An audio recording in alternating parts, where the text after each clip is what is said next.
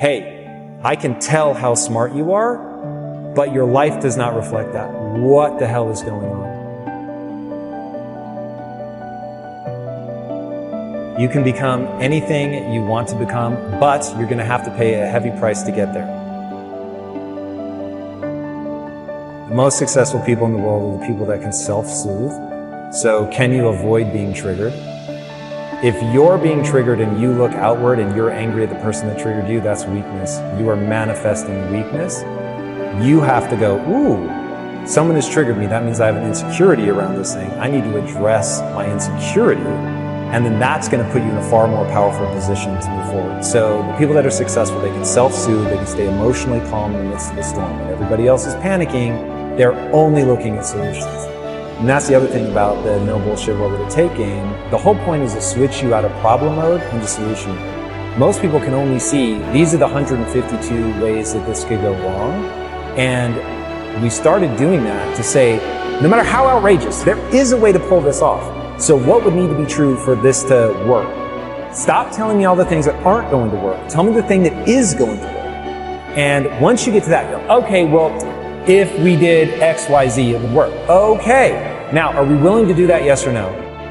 And if we're not, is there another thing that we are willing to do? But at least now we're operating from the position of that would work.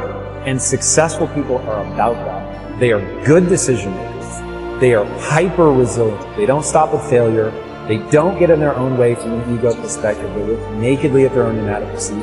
And they've got enough confidence to get people going behind them. It is this weird thing of, dude, I fear that I'm too dumb to do the things that I want to do in my life. I never know if I'm right, and I go all out every time. And I'm just trying to make it happen. And so I have the courage and conviction to say, I know about myself. I will keep going until I figure this out. Not that I already understand everything, that I have the courage to figure this out. And then I will go through and I will weather that storm.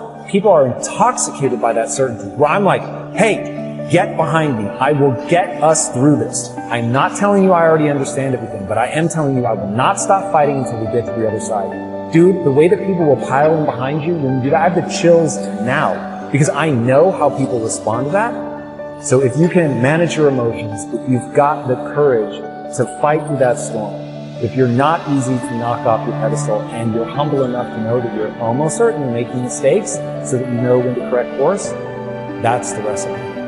To get people to understand, skills have utility. You don't read a book to get an A on the test. You don't read a book to check something off a list. You read a book to learn something that lets you do something in the real world that other people can't do. And so Elon Musk has a great quote. You're paid in direct proportion to the difficulty of the problems you solve. So you're learning something so you can solve problems, hard problems, that other people can't solve. And so once you understand, oh, this is mechanical. My brain is designed a certain way. There's a certain path that I have to walk to gain skills. And then skills let me do something other people can't do. And by doing things other people can't do, I'm able to serve myself and the group. That's fulfillment. Fulfillment's the point. It is so mechanistic. It's all just deadly simple. And when I'm giving honest answers, I'm always looping around, this is how the human mind works. And every time I say something controversial, it's always about biology. I'm just like, okay. Like, if you want to fight it, fight it. You're going to die tired, and I will propel myself forward because I'm not judging what is true. I don't deal with the world the way that I wish it were. I deal with the world the way that it is. One other thing that we do that I think is extremely powerful is we play a game called No Bullshit, What Would It Actually Take? So once we sit there and go, what is our goal? To build a studio as big as Disney. All right, before you even get started, we sit and go, what? Like, no BS. Don't try and say like the things that we want it to be true. But actually, what is true, that what would need to be true in order for us to build a studio as big as Disney? And so we sat there and we said, okay, it's going to take us to put our own capital in. It's going to take us to work hard. What does work hard look like? Is it a certain amount of hours? Is it a certain amount of achievements where you put things into place and you make sure you're always incrementally working towards that? Is it that maybe you have to, that this is exactly what we did with Quest. It was, oh, we have to put the house on the line. And that was like the no BS, that's what it's going to take for us to go all in and build Quest Nutrition. And so once we sat there and said, okay, it's going to take us to put our house on the line, it's going to take me at the time to be the supportive wife to come in and help you out. It's going to take no vacations. It's going to mean you're going to need to take a third of your pay cut. Like, we literally sat down and wrote a laundry list of what it's going to take to start on Quest Nutrition. And once we had that list, we just looked at each other and were like, all right, are we willing to do it? And when the answer is yes, now you just know what you're heading towards. You know the type of path that you're about to approach. And so there's no surprises. There's no all of a sudden him coming home and going, yeah, babe, so the business isn't doing well, and so, oh my God, I'm so sorry that we lose our house, right? There's no surprise. We've established what we're going to do in order to go for that goal. And in that comes the sacrifices. What are you willing to sacrifice? What are the things that you're okay with putting aside for now? And a lot of that was my self-esteem, my ego of like, I didn't know what I was doing. So every day I'm struggling, I'm trying to figure something out, and I keep failing. But I knew that I had to learn in order to get to the goal that we wanted to get to. So I knew every day I had to get back up. And then the same with him, with the skill sets. What skill sets do I have to learn in order to get to the goal where we want to get to? The thing with excuses is sometimes they're very true, but it doesn't serve you. It doesn't serve your goal. So are you going to let it sit with you, or are you going to find a way around it? So let's say a lot of people's reasoning, which was ours originally when we wanted to make movies, is we don't have enough money. So we're just going to go and do this thing until we have enough money. We don't have enough time.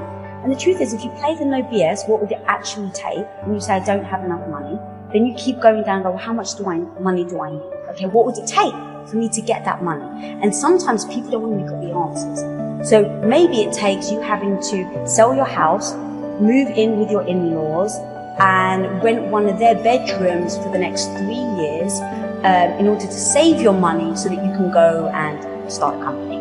Well, some people don't want to do that. Okay, well, at least now you have your answer, and you're not sitting there using the excuse that you don't have enough money. You just looked at it and like, oh, for me to get there, I need to live with my in-laws for 3 years. I don't want to do that. And now you've just decided, and now you're not beating yourself up over, oh my God, I can't believe I'm not there yet, or like with us with Quest, we didn't leave ourselves in for excuses, because we just went down that list of, are we giving this over? Are we doing this? Are we actually showing up? And if the answer is no, then how can we expect to reach it?